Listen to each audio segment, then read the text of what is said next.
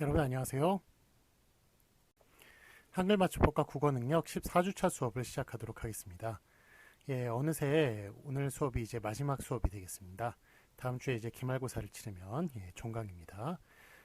벌써 이렇게 한 학기 시작한 게 어제 같은데 제가 이번 150명 수업하는 건 처음이거든요. 그래서 이번에 참 어떻게 할까 좀 고민도 많이 하고 그랬던 것이 바로 어제 같은데 벌써 수업이 참 마지막이 되었습니다.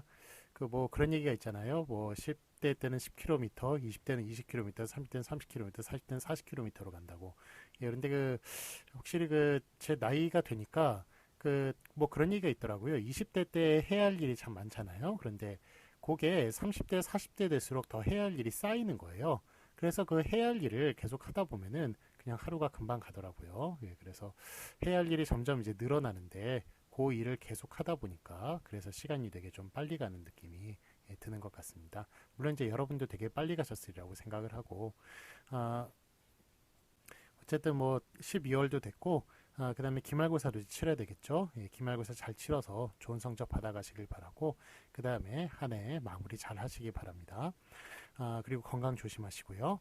자, 이제 기말고사 광고를 좀 해야 될 것 같습니다. 일단은 지난주에 여러분 저 과제 냈던 것, 되게 질문을 많이 하셔서 그랬던지, 과제를 되게 충실하게 잘 내셨던 것 같습니다.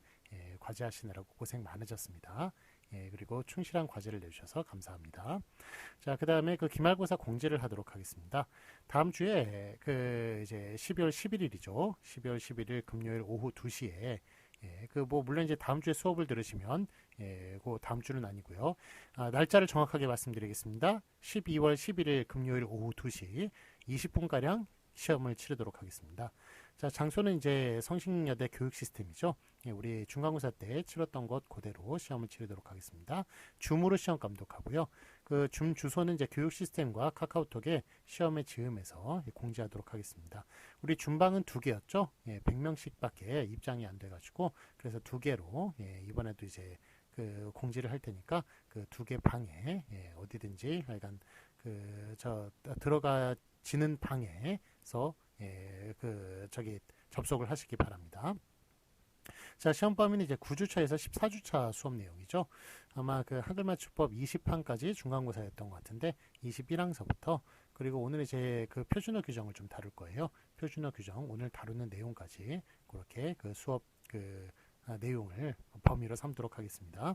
자, 문제 방식은 다 OX 문제였죠. 그리고 35문항 따지고 그러니까 그렇게 생각하면 뭐 산술적으로 계산하면 그러니까 35문항이니까 우리가 35%거든요. 그러니까 한 문항당 1점씩입니다만 물론 이제 그렇게 채점하지 않겠습니다. 여러분께 최대한 좀 좋은 성적을 드리려고 그렇게 할 테니까 여러분도 최대한 좀 공부 열심히 하셔서 좋은 성적도 받아가시기 바랍니다. 자, 그 다음에 기말고사 예행 연습 없습니다. 중간고사는 예행 연습 있었죠. 근데 중간고사 때 우리 예행 연습 다 했고 그 다음에 중간고사를 다 치러봤기 때문에 그대로 하면 되니까 예행 연습 따로 없다는 것 알아두시고 중간고사 때 했던 그대로 그렇게 해주시면 되겠습니다. 자, 이거 해야 할 일은 자 기말고사 때 데스크탑, 노트북, 아이패드 이런 거 준비하셨죠. 그래가지고 보통은 이제 그냥 모바일로 줌을 하시고 그 다음에 시험은 이제 노트북, 아이패드, 뭐 데스크탑 이런 걸로 이제 시험을 치는 것으로 알고 있는데 하여간 중간고사 때 접속 잘 하셨죠? 중간고사 때 접속하신 그대로 그렇게 하시면 큰 문제 없을 거라고 생각이 듭니다. 자, 중간에 휴대폰 뭐 찾아보는 거나 이런 거 다 금지되고, 책이나 프린트물 보는 것도 다 금지하고요. 하여간 눈을 돌린다든지, 아니면 자신의 얼굴이 막 안 보인다든지, 아니면 뭐 다른 거를 한 것 같다든지 이런 거는 제가 다 체크를 하겠습니다. 체크를 해서 하여간 최대한 좀 부정행위가 없게끔, 그렇게, 제가 시험 감독을 하겠고요. 자판 두드리는 것도 하여간 마우스만 사용 가능하고, 그다음에 뭐 아이패드 같은 경우에는 뭐 어쩔 수 없이 이렇게 뭐 두드려야 됩니다만 뭐 그런 것까지는 괜찮지만 막 이런 식으로 이런 식으로 뭘 하는 것 같다 뭐 검색을 하는 것 같다 그런 거는 눈에 다 보입니다. 그래서 그런 것들은 다 잡아내도록 하겠습니다. 예, 자, 35문항에 시간은 이제 20분밖에 주어지지가 않죠. 그래서 그 이유는 이제 시간을 많이 들이면 저번에 중간고사 때도 말씀을 드렸지만 그 부정행위를 할 그 확률이 커지니까 그래서 그런 거를 최대한 좀 막기 위해서 시간을 좀 적게 드린다는 점. 그래서 문제를 읽자마자 빨리빨리 판단해가지고 문제를 풀어주셔야 합니다. 자, 오늘 이제 3교시 마치고 그때 또 마무리 이제 멘트를 하도록 하겠습니다. 자, 그러면 이제 그 오늘 14주 수업 시작하도록 하겠습니다. 네, 자, 책 82페이지 펴주세요. 82페이지 펴주시고, 자, 확인 문제 보시면 맞은 것에 오표하시오. 거기부터 할 차례죠. 우리 지난주에 그 PPT로서 그렇게 그 저 위에 박스 상자 다 그거 했습니다. 거기까지 진도를 나갔습니다. 아래 확인 문제를 풀어보도록 하겠습니다. 자, 둘로 가름입니까? 갈음입니까? 앞에 겁니까? 뒤에 겁니까? 물론 또 발음은 가름이에요. 그렇지만 제가 이거 구분을 하기 위해서 가름과 갈음으로 두 개를 이제 구분해서 발음을 할 테니까. 하지만 원래 발음은 똑같습니다. 연음이 되니까. 자, 어쨌든 앞에 겁니까? 뒤에 겁니까? 둘로 쪼개는 것은 가르다죠. 가르다니까 앞에 게 맞습니다. 그 다음에 책상으로 가름하였답니까? 갈음하였답니까? 이거는 갈다죠, 갈다. 책상으로 바꾸는 거, 교체하는 건 갈다니까 그 원형을 살려가지고 앞에 게 아니라 뒤 갈음하였다가 맞습니다. 그 다음에 밭에 걸음을 주는 겁니까? 걸음을 주는 겁니까? 뭘 주는 겁니까?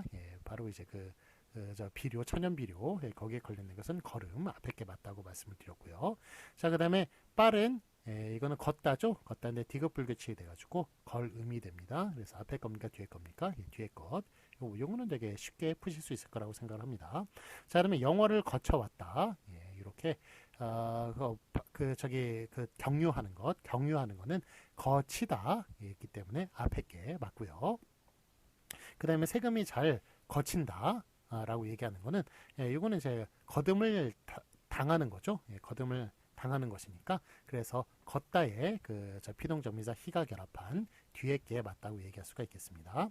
자, 그 다음에 걷잡을 수 없는 상태. 요거는 거두어 잡을 수 없는 상태. 내가 온전히 주관할 수 없는 상태. 그거를 이제 표현한다고 했죠. 그래서 거두다니까 그 디귿 받침 그 앞에 게 맞다고 말씀을 드렸습니다. 자, 그렇지만 걷잡아서 이틀 걸릴 일. 요거는 겉으로 판단해서 이틀 걸릴 일이란 뜻이죠. 그래서 그거는 저 뒤에 게 맞다고 얘기할 수가 있겠습니다. 자, 다음에 오후에 비가 온다. 그러므로 우산을 가져가야 한다. 이거는 그러니까 그래서란 뜻이죠. 그래서란 뜻으로 쓸 때는 그러므로 그렇게 앞에 걸로 써주는 게 맞고요. 그는 부지런히 돈을 모았다. 그럼으로써 세계 여행을 갈 경비를 마련했다. 써가 붙을 수 있는 것, 그렇게 도구로서 사용될 때는 음으로써 아니면 미음으로써 이런 식으로 미음과 으로를 구분해야 된다고 말씀을 드렸습니다. 그래서 뒤에 게 맞습니다. 그러므로 둘 다 발음은 똑같습니다만 뒤에 것 그럼으로 뒤에 게 맞습니다. 자, 그다음에 노름판이 벌어졌다. 이거는 이제 너무 심하게 노는 경우에는 이렇게 발음대로 써준다고 그랬죠. 원형을 밝혀 적지 않는다고 그랬습니다. 그래서 너무 심하게 변질이 됐으니까 노름판, 그건 앞에 게 맞고요. 그 다음에 공깃돌 노름, 공기 가지고 이렇게 노는 것, 그거는 앞에 게 맞습니까? 뒤에 게 맞습니까? 놀음, 뒤에 게 맞습니다. 제가 공기를 되게 잘합니다. 그래서 원래 저희 나이 때는 좀 여자들이 공기를 많이 하는 걸로 그렇게 인식이 됐습니다만 저는 그 놀이가 되게 좋더라고요. 좋아가지고 그래서 공기 놀이를 되게 많이 했었는데 그런데 그게 이제 손하고 머리하고 연결돼 있다고 그러잖아요. 그래서 그 손을 자주 사용하는 것이니까 그래서 그런지 하여간 제 머리가 그렇게 좋진 않습니다만 하여간 좀 두뇌 발달에 분명히 도움을 줬으리라고 그렇게 생각이 됩니다. 공기란 놀이 되게 좋은 것 같아요. 제 생각에는. 자, 그 다음에 하여간 노름 이거는 노는 거 맞죠? 놀다니까 그 뒤에 거 놀음이 맞습니다. 그 다음에 진도가 너무 느리다, 늘리다, 요거 느리다가 맞죠? 앞에 것.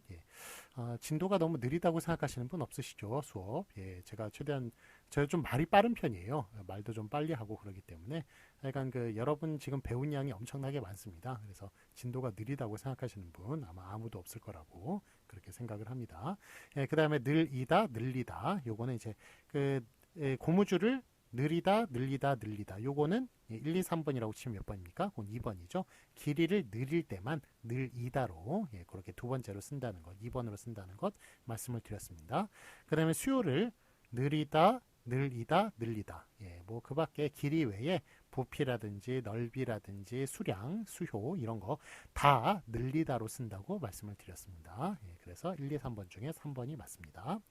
자, 그 다음에 와이셔츠를 다리다, 달리다. 와이셔츠를 이렇게 곱게 펴는 것, 뜨겁게 해서 곱게 펴는 것은 다리다. 앞에 게 맞지요. 그 다음에 한약을 이렇게 달고 가지고 그 즙을 짜내는 것, 그거는 이제 달이다가 맞죠. 달이다. 그래서 하여간 그 달고 가지고 원액을 그렇게 만들어내는 것, 그거는 달이다가 맞다고 얘기할 수가 있겠습니다. 자, 이번엔 이제 훅 뛰어넘겠습니다. 훅 뛰어넘어서 뭐 87페이지 보면 문장 보호가 있는데요. 문장 보호는 다루지 않겠습니다. 문장 보호 관심 있으신 분들은 한번 봐주세요. 봐주시는데 저희 뭐 표준어 규정 뭐 중요하다, 이것도 중요하다고 얘기할 수가 있겠지만 그래도 한글 맞춤법과 표준어 규정을 배우는 게 우선이니까 요거는 확 뛰어넘도록 하겠습니다. 물론 시험범위 안 들어갑니다. 요거 문장부 안 들어가고 훅 뛰어넘어 가지고요. 우리 116페이지 보도록 하겠습니다. 116페이지 표준어 사정 원칙. 자, 이제 그 표준어 규정은 표준어 사정 원칙과 표준 발음법으로 두 개로 갈린다고 제가 첫 시간에 말씀을 드렸어요. 그래서 이제 표준 발음법은 거기까지는 뭐 진도 당연히 못 나가고요. 표준어 사정 원칙, 요거는 이제 표준어냐 표준어가 아니냐 이런 거를 이제 구분짓는 뭐 그런 규칙이라든지 아니면은 그런 용례를 제시를 한 것입니다. 여기 표준어 사정 원칙을 최대한 진도, 그러니까 14주차 마칠 때까지 진도를 나가고 거기까지 시험 범위로 삼도록 하겠습니다. 자, 116페이지 펴주세요. 제1부 표준어 사정 원칙을 보도록 하겠습니다. 제1장 총칙. 제1항 표준어의 정의를 보도록 하겠습니다. 제1항 표준어는 교양 있는 사람들이 두루 쓰는 현대 서울말을 정함을 원칙으로 한다 라고 얘기를 하고 있네요. 요 교양 있는 사람들이 두루 쓰는 현대 서울말, 이런 거는 여러분들이 한 중고등학교 시절에 아마 달달달 외웠을 거라고 생각을 해요. 요거는 다 알고 계시리라 생각을 하는데, 자, 아래 해설 보시면 조선어학회가 1933년에 한글 맞춤법 통일한, 1989년에 한글 맞춤법이 처음 만들어진 게 아니에요. 1933년, 그러니까 우리 말모이란 영화 보시면은 그 당시에 막 한국어 사전을 만드는, 조선말 사전을 만드는 일이 막 나오고 그러는데, 하여간 그때 그 시기를 즈음해 가지고, 그래서 일단은 뭐 규정이 있어야 뭐 사전을 또 그걸 기준으로 삼아서 사전을 펴낼 수 있지 않겠습니까? 그래서 규정을 먼저 만들었어요. 그래서 1933년에 그 일제시대 그 엄혹한 시절에 그때 뭐 조선어 공부한다 그러면 독립운동이었어요. 그렇기 때문에 사실은 목숨 걸고 한 일입니다. 이런 그 용감하신 분들이, 그 뜻이 있는 분들이 그렇게 1933년에 한글 맞춤 통일안을 이제 처음 만들었고, 그 다음에 그거를 기본으로 삼아가지고 89년도에 한글 맞춤법을 또다시 개정해가지고 펴낸 것입니다. 그래서 기본이 되는 것은 1933년에 한글 맞춤법 통일안이고요. 자, 여기 총론 2항에서 표준말은 대체로 현재 중류사회에서 쓰는 서울말로 한다가 이렇게 바뀐 것입니다. 자, 그러면 이게 지금 뭐가 뭐로 바뀐 겁니까? 표준말이 1933년에 표준말이라고 했습니다만 89년에 표준어라고 바뀌었네요. 표준말이 표준어로 바뀐 것, 이게 무슨 의미입니까? 표준말이라고 하는 것은 우리가 구어만 얘기하고 있어요. 그런데 사실 이게 말과 글이죠. 그래서 말과 글을 동시에 말하는 표준어라고 바꾸게 된 것입니다. 그래서 표준말이라고 하면 말만 얘기하는 것 같으니까, 그래서 표준어라고 바꿔가지고 그 말과 글 둘 다를 포함하는 개념으로 그렇게 바꾼 것이고요. 자, 그 다음에 그 현재는 현대로 바꿨네요. 현재는 현대로. 그 이유가 뭔지 아세요? 왜 현재를 현대로 바꿨을까요? 현재는 하나의 시점을 얘기하는 것이죠. 그런데 현대는 하나의 그 시간대를 얘기하는 거 아닙니까? 그렇기 때문에 시점을 얘기하는 것보다 시간대를 얘기하는 게 훨씬 더 좀 좀 합리적이라고 얘기할 수가 있겠죠. 그래서 현재라는 말은 현대로 바꾼 것이고요. 자, 그 다음에 또 바뀐 게 중류사회라는 말을 바로 이제 교양 있는 사람들로 바꿨네요. 중류 사회에서 쓰는 말을 교양 있는 사람들이 두루 쓰는, 이런 식으로 바뀌었습니다. 자, 중류 사회라고, 그 당시 중류 사회라고 하는 게 뭐냐면, 그때 양반, 중인, 상민, 천민이 있었잖아요. 그때 그 중인들을 얘기하는 거였어요. 시대였어요. 중인들. 그때도 좀 약간 계급이라는 게 그 조선시대 때 그대로 좀 넘어오는 그런 시기였기 때문에 계급이라는 게 좀 있었는데, 그래서 그 한 중간 정도, 그러니까 한 중인의 수준 정도에서 쓸 수 있는 그런 정도의 그 말이라고 그렇게 생각을 했던 겁니다. 그래서 요거는 이제 시대상을 반영을 하는 건데, 뭐 지금은 이제 계급이 완전히 다 없어졌잖아요. 그러니까 그런 이제 말을 좀 바꿔줘야겠죠. 그래서 중류사회라는 게 뭐 분명치도 무슨 말인지 분명치도 않고, 그때 당시에 그 중인들 정도를 계급을 가리키는 그런 말이었기 때문에 시대가 바뀌었으니까 그런 말을 교양 있는 사람들로 그렇게 바꾸어 쓴 것입니다. 그래서 요게 그 옛날에 33년에 1933년에 이렇게 된 그러니까 표준말은 대체로 현재 중류사회에서 쓰는 서울말로 한다가 지금 그 1989년에 표준어는 교양 있는 사람들이 두루 쓰는 현대 서울말로 정말 원칙으로 한다. 이게 왜 바뀌었는지 제가 지금 쭉 설명을 드렸는데, 하여간 그 바뀐 것의 그 역사적인 그런 의미, 그런 걸 좀 알아두시면 더 좋겠네요. 자, 아래 확인 문제 보도록 하겠습니다. 1이 2로 어떻게 바뀌었는지 표시하시오. 자, 기존 1934년에 표준말은 대체로 현재 중류사에서 쓰는 서울말로 한다. 자, 바뀌는 칙 1989년 표준어는 교양 있는 사람들이 두루 쓰는 현대 서울말로 한다. 자, 표준말이 뭘로 바뀌었습니까? 표준어로 바뀌었네요. 그래가지고 거기다 화살표를 표시해 주시고, 그 다음에 현재가 뭘로 바뀌었습니까? 현대로 바뀌었네요. 거기 화살표를 쭉 표시해 주세요. 그 다음에 중류사회가 뭘로 바뀌었습니까? 거기에 이제 교양 있는 사람들로 바뀌었군요. 그래서 이렇게 세 군데의 변화가 있었다. 변화 생긴 원인은 제가 말씀을 드렸고, 이런 변화가 있었다는 것, 그것도 알아두시기 바랍니다. 자, 그럼 표준어 규정 2항을 보도록 하겠습니다. 외래어 표기법 따로 사정. 제2항 외래어는 따로 사정한다. 외래어 표기법은 문교부 고시 제85-12로 1980년 1월 7일로 공표되었다. 자, 이 뜻밖의 89년도에 한글 맞춤법과 그 표준어 규정이 제정이 됐죠. 물론 개정이 된 것입니다만 1930년대 이후에 개정이 된 것입니다만, 어쨌든 그때 이제 고시가 되었습니다. 자, 외래어 표기법 언제 만들어졌습니까? 86년도에 공표되었네요. 뜻밖의 외래어 표기법이 더 먼저 공표가 됐어요. 89년도 더 먼저. 참 그럼에도 불구하고 외래어 표기법이 너무 어렵기 때문에 그래서 여러분께 많이 좀 일반적으로 좀 많이 알려지지 못했던 것이죠. 그렇지만 제가 2주차 때 외래어 표기법에서 간단하게 다뤘는데, 한 그 정도 알아도 좀 많은 문제가 해결이 돼요. 그러니까 여러분들 외래어 표기법 아신다는 것, 그거는 이제 지금 그 국어문 규정에 저 중간 수준 훨씬 더 뛰어넘은 겁니다. 여러분 지금 저 고급 사용자로 지금 이제 뛰어넘은 거예요. 외래어 표기법까지 아는 정도라면. 그래서 외래어 표기법 잘 아시고 좀 정확하게 사용하여 주시고, 그 다음에 혹시 뭐 또 기회가 되면 주변에도 좀 잘 모르는 사람들에게 좀 널리 알려주시기 바랍니다. 자, 확인 문제 보도록 하겠습니다. 맞은 것에 오표하시오. 자, 요거 브릿지네요. 브리지인데, 자, 브리쥐. 일단은 쥐 이렇게 적은 거 아니라고 그랬죠. 시지라고 적는다고 그랬죠. 쉬쥐가 아니라 시지로 적는다. 그래서 1, 2, 3, 4번 중에 1번, 2번 탈락입니다. 1번, 2번 탈락. 자, 그 다음에 브리지냐 브릿지냐 요 문제인데, 여러분 마사지가 맞습니까? 마사지가 맞습니까? 발음은 마사지라고 하더라도 쓰는 거는 마사지라고 써줘야 돼요. 외래어 표기법에 사이시옷 없습니다. 외래어 표기법에 사이시옷 없어요. 그래서 브리지냐 브릿지냐, 브릿지는 사이시옷을 넣은 거예요. 그런데 뭐 외래어 표기법에는 사이시옷 없습니다. 그래서 브리지라고 마사지라고 그렇게 적어줘야 맞는 것입니다. 발음하고 좀 발음하고 좀 다를 수가 있어요.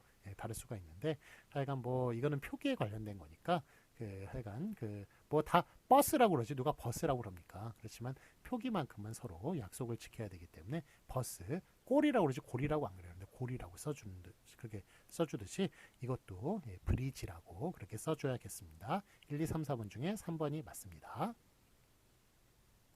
자, 이번에는 117페이지 제2장 발음 변화에 따른 표준어 규정을 보도록 하겠습니다. 제1절 자음에 대해서 살펴볼 텐데요. 표준어 규정 3항 거센소리 표준어. 자, 그 3항과 4항 같은 경우에는 거센소리와 예사소리가 있을 때 제3항은 어떤 걸 표준으로 삼은 거라고요? 거센소리를 표준으로 삼은 것입니다. 그러니까 예사소리와 거센소리가 두 개가 표준어가 부딪힐 때 뭘 표준으로 삼았다? 제3항은 거센소리를 표준으로 삼았다. 그 다음 제4항은 예사소리를 표준으로 삼았다. 그렇게 구분이 가는 것이라고 볼 수 있겠습니다. 자, 그럼 표준어 규정 3항 거센소리 표준어 보시면 제3항 다음 단어들은 거센소리를 가진 형태를 표준어로 삼는다. 기억을 표준어로 삼고 니은을 버림. 예를 보시면 기억과 니은 있잖아요. 끄나 풀과 끄나 불이 있습니다. 자, 이거 거센소리를 표준으로 삼은 예네요. 그러니까 뭐가 맞습니까? 앞에 것 끄나 풀이 맞습니다. 끄나 불 틀립니다. 그 다음에 나팔꽃, 나발꽃. 예, 이거 또 뭐가 맞을까요? 이거 거센소리를 표준으로 삼기로 했죠. 나팔꽃이 맞습니다. 자, 그런데 참고로 나발과 나팔, 예, 둘 다 맞습니다. 그거는 나발과 나팔. 근데 나발 같은 경우는 이제 주로 그 저 태평소 있죠. 예, 그런 좀 그 한국의 그 고유의 그런 저 악기, 그거를 나발이라고 그러고, 나팔 같은 경우는 트럼펫이나 이런 거 서양에서 들어온 것을 나팔이라고 합니다만, 어쨌든 두 개 다 맞는데 나팔꽃은 나팔꽃만 맞습니다. 아마 태평소보다는 좀 트럼펫 비슷하게 생겨서 그런가 봐요. 그러니까 나팔꽃만 맞습니다. 나발꽃 틀립니다. 자, 그 다음에 역을 보겠습니다. 역은 뭐 동역, 들역, 새벽역, 동틀역, 예, 그럴 때 역이죠. 이거는 키읔 받침이 맞습니다. 역, 기역 받침 틀립니다. 자, 그 다음에 부역, 키역 받침 맞고요. 예, 기역 받침 틀리고, 그 다음에 살쾡이, 삭괭이 이런 말이 있네요. 예, 살쾡이가 맞습니다. 살쾡이 앞에 게 맞습니다. 그래서 거센소리를 표준어로 삼았으니까 앞에 게 맞고요. 삭괭이 틀리고요. 대신 요거 한 글자로 적은 삭은 맞습니다. 자, 다시 보시면 예, 살쾡이가 맞고요.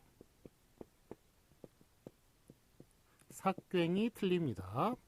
요거 맞고 요거 틀립니다. 자, 그런데 요것만 쓴 삭은 또 맞습니다. 예, 그래서 이렇게 살쾡이, 삭 요 두 개만 맞다. 살쾡이, 삭 요거 발음 어떻게 합니까? 삭이죠, 삭. 예, 요거 저 리을 기억 같은 경우는 뒤에 걸로 발음하는 게 그게 원칙입니다. 물론 기억으로 시작한 어미가 올 때는 앞에 걸로 또 발음을 해요. 그래서 읽기 교과서처럼. 그렇지만 읽기, 읽고 그거는 이제 기억이 뒤에 왔죠. 그렇기 때문에 예, 앞에 걸로 발음합니다만 예, 보통은 이제 닭, 삭 이런 식으로 예, 뒤에 걸로 발음이 됩니다. 미국 사람 딱 하고 예, 닭을 딱 하고 두 개 다 발음해 버립니다. 이거는 미국에서는 가능한, 영어에서는 가능한 일입니다. 영어에서는 한 자리에 두 개가 발음나는 거 가능합니다. 그런데 한국에서는 그렇지 못합니다. 한국어는 한 자리에 하나만 발음이 됩니다. 그래서 이런 겹받침 같은 경우는 요거 하나 예, 기억으로만 원래 발음이 된다. 예, 물론 뒤에 기억으로 오는 또 어미가 오면은 앞에 걸로 발음할 수도 있지만 어쨌든 한 자리에 하나만 발음이 된다. 그것도 예, 참고로 알아두시기 바랍니다. 자, 이거는 시험 문제 안 나와요. 표준 발음법이니까. 근데 이제 끝나가는 마당에 이게 좀 이런 거 좀 교양적으로 예, 진도를 잘 못 나가니까 예, 교양적으로 좀 알아두시는 게 좋겠죠. 자, 어쨌든 살쾡이와 상만 맞다. 이 두 개만 맞다고 얘기할 수가 있겠습니다. 자, 그 다음에 계속 진도로 나가겠습니다. 칸이 맞습니다. 간이 틀립니다. 그래서 칸막이, 빈칸, 방한칸 할 땐 칸이 맞는데 간으로 쓰는 경우가 몇 개 있어요. 어떤 경우냐면 초가, 삼간 같은 경우 초가, 삼간, 그 다음에 윗간 이런 경우에 간이라고 씁니다. 자, 초가, 삼간은 뭐 아실 거고, 그러니까 뭐 그렇게 그 초가에다가 방이 3개, 그러니까 그거는 되게 작은 집을 얘기하는 겁니다. 그래서 작고 좀 가난한 집, 초가, 삼간이라고 얘기하고, 그 다음에 윗간 있죠. 윗간 같은 경우에는 요 간이 그러니까 뭐 초가 상가 같은 경우는 방이 3개니까 요즘은 이제 방이 3개면 그렇게 좁은 집은 아니죠. 아파트 같은 경우에는. 그렇지만 옛날에 그 옛날 집은 땅이 넓었기 때문에 초가 상가님은 되게 작은 집을 가리키는 건 거였고요. 그다음에 그 윗간 있죠. 윗간 같은 경우에는 요게 그 어떤 뜻이냐면 저 다락방, 그러니까 다락방이 아니라 저 온돌방 있죠. 그러니까 온돌 아궁이 있죠. 온돌에 아궁이로 이제 온돌을 지피지 않습니까? 그 아궁이의 윗부분, 그 굴뚝에 가까운 윗부분을 그거를 이제 윗간이라고 부릅니다. 그래서 그거는 이제 특별한 그런 뭘 가리키는 용어예요. 가리키는 용어에서 요즘은 이제 뭐 아궁이를 띄우는 집이 별로 없기 때문에 그래서 거의 안 쓰죠. 그러니까 윗간이란 말을 안 쓰는데, 그래서 초가, 삼간, 윗간 이런 말들은 거의 안 쓰는 말입니다. 그래서 만약에 위칸에 알맞은 말을 넣으셔 이러면 위칸이라고 적어야 됩니다. 위칸. 그것도 윗칸이 아닌 거 아시죠? 예, 왜냐하면 사이쇼 못 들어갑니다. 왜냐하면 뒤가 된소리, 거센소리 앞에서는 사이쇼 못 쓰니까. 그래서 위 띄고 칸, 예, 아니면 붙여가지고 위칸 그렇게 쓰시되 하여간 칸이라고 써줘야 되고요. 윗간이라고 쓰는 것은 요거는 이제 특수한 용어다. 저 온돌방 아궁이 위에 부분, 그 부분만 가리키는 특수한 용어다. 예, 그렇게 얘기할 수가 있겠습니다. 자, 그 다음에 이제 털어먹다 있죠. 털어먹다는 재물을 다 없애다. 이때만 털어먹다를 쓰는 겁니다. 예, 그땐 떨어먹다는 안 되는데, 그런데 과자를 털어먹다라는 말은 또 맞습니다. 예, 그러니까 그 재산을 다 없애는 거 있죠. 예, 그 뻘짓을 해가지고 재산 다 없애버리는 것. 예, 그게 털어먹다고. 예, 그 떨어먹다는 예, 또 다른 의미라고. 저기 떨어먹다는 틀리다고 얘기할 수가 있겠습니다. 자, 그 다음에 저기 과자를 털어먹다, 과자를 떨어먹다, 이거는 둘 다 맞아요. 예, 털고 떨고 이런 건 둘 다 맞는데, 하여간 재물을 없앨 때는 뻘짓을 해서 재물을 없앨 때는 털어먹다만 맞다는 이야기입니다. 자, 해서 볼까요? 삭괭이의 발음, 삭괭이는 어느 현실과 다름으로 살쾡이로 현실화했다. 삭괭이라고 발음하는 사람은 없었나 봐요. 그래서 다 살쾡이로 발음하니까 살쾡이만 맞게 하였고요. 제26항에는 살쾡이, 삭과 같이 복수 표준어를 인정하고 있습니다. 표준어 규정 26항에는 살쾡이, 삭과 같이 뭐 거기까지는 진도 못 나갑니다. 예, 복수 표준어를 인정합니다. 그러니까 둘 다 맞고요. 삭피는 종래대로 그대로 두었다. 예, 삭의 가죽, 예, 그는 삭피. 예, 뭐 삭이 뭐 맞으니까 예, 저 표준어로 맞으니까 삭피도 맞겠죠. 자, 그 다음에 간은 초가, 삼간, 대하, 천간 등의 관습적인 표현, 즉 옛날에 쓰던 말, 그런 말에만 쓰기로 하였습니다. 그래서 간은 다 칸이라고, 옛말 아니면 칸이라고 쓰기로 했다. 그런데 윗간 같은 경우에는 그거는 이제 특별히 가리키는 용어가 있으니까 윗간이라고 쓰고, 하지만 위칸에 맞는 말을 쓰시고 그러면 윗띠고 칸이라고 써야 된다. 그거 말씀을 드렸습니다. 자, 그 다음에 참고 보시겠습니다. 윗간은 표준국어 대전에서 온돌방에서 아궁이로부터 먼 부분, 굴뚝에 가깝다로 또 풀이되어 있어서 윗칸과는 다른 의미입니다. 윗칸이 안 되는 이유는 거센 소리 앞에서 사이시옷을 안 쓰기 때문입니다. 예, 그렇죠. 그러니까 거센 소리, 된 소리 앞에서는 사이시옷 못 쓰니까 윗칸이 안 됩니다. 자, 확인 문제 보시겠습니다. 맞은 것에 오피하시오. 살쾡이, 삭괭이, 삭. 1, 2, 3번 중에 뭐가 맞습니까? 1번, 3번이 맞네요. 2번만 틀립니다. 자, 그 다음에 위칸과 위간과 위칸 1, 2, 3번 중에 뭐가 맞습니까? 칸은 칸으로 쓰겠으니까 위칸 제일 앞에 게 맞고요. 자, 그 다음에 예외적으로는 윗간, 예, 즉 아궁이 윗부분 그럴 때는 또 윗간이라고 써준다. 그거는 맞고요. 그 다음에 초가 3간, 예, 그럴 때 또 초가 3칸이 아니라 초가 3간이라고 적어준 거 뒤에 게 맞고요. 자, 그다음에 화장실 가리키는 거 있죠? 예, 옛날에 화장실 뒷간이라고 얘기하는 거, 예, 그것도 옛날 관용적인 뜻을 가지고 있으니까 그걸 따라서 1, 2, 3번 중에 3번 제일 뒤에 있는 뒷간이 맞다고 얘기할 수가 있겠습니다. 자, 그 다음에 표준 규정 사항을 보도록 하겠습니다. 예사소리 표준어 제4항 다음 단어들은 거센 소리로 나지 않는 형태를 표준어로 삼는다. 자, 그래서 가을 가리가 있고 가을 카리가 있어요. 예, 그래가지고 요거는 이제 가을에 논을 이제 뒤집는 것, 예, 뭐 그런 걸 이제 가을 가리라고 하는데, 예, 가을 카리가 아니라 가을 가리만 맞게 했습니다. 예사소리만 맞게 했습니다. 예사소리, 거센소리 부딪힐 때 예사소리만 맞게 한 게 사항입니다.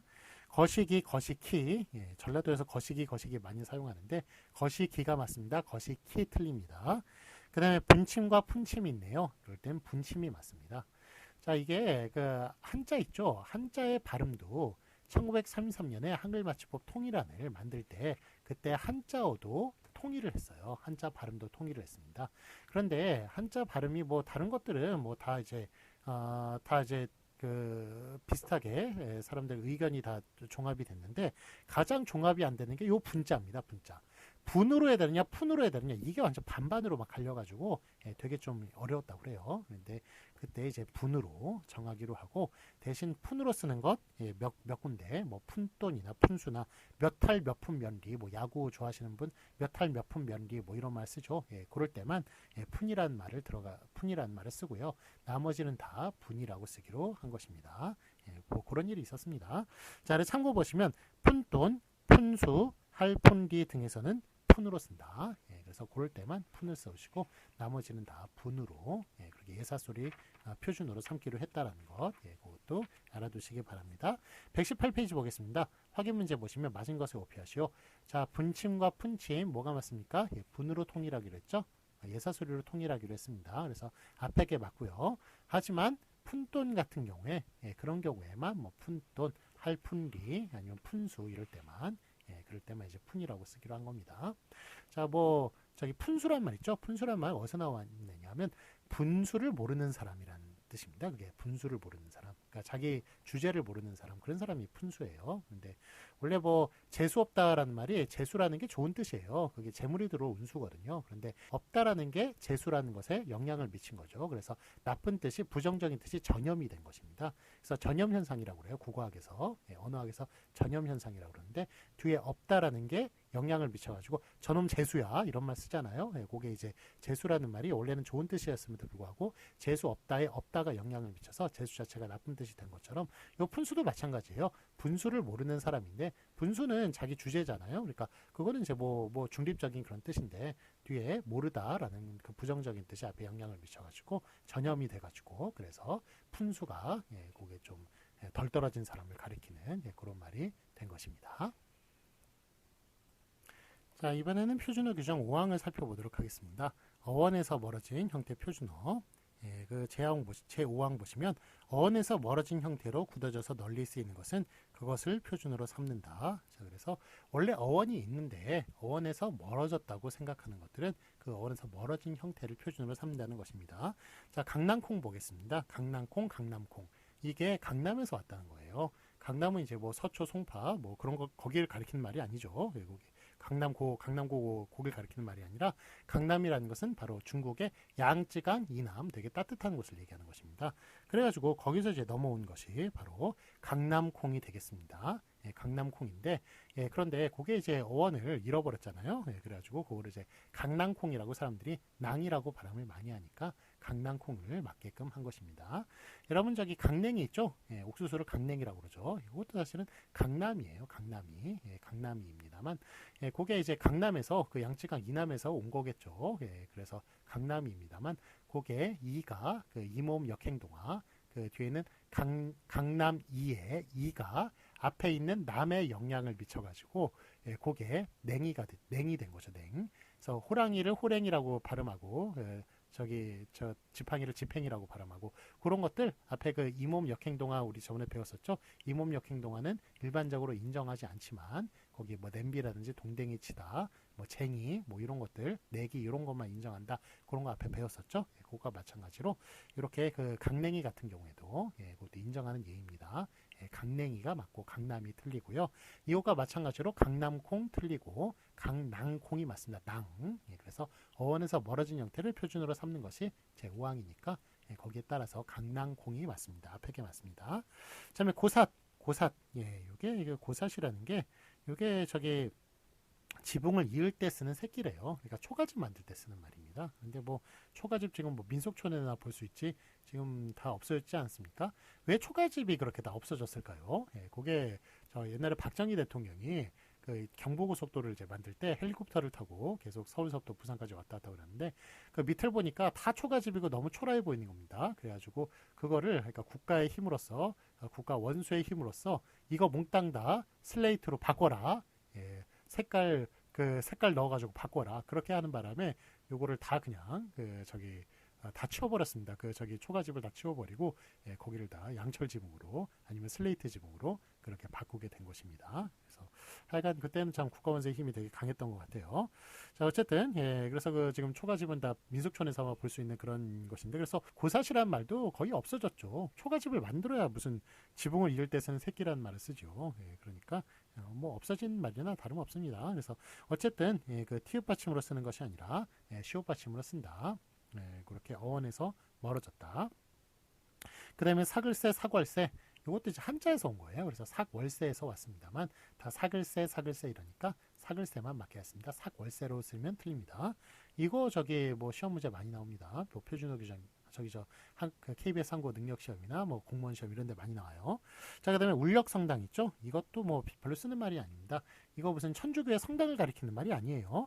때를 지어서 으르고 협박하는 일입니다. 이런 말은 별로 안 쓰는데 하여간 그걸 위력성당이라는 말에서 나왔는데 이것도 한자에서 왔을 텐데 그것도 그 어원을 잃어버리고 그냥 울력성당이라고 사람들이 많이 얘기하니까 울력성당만 맞게 하였습니다.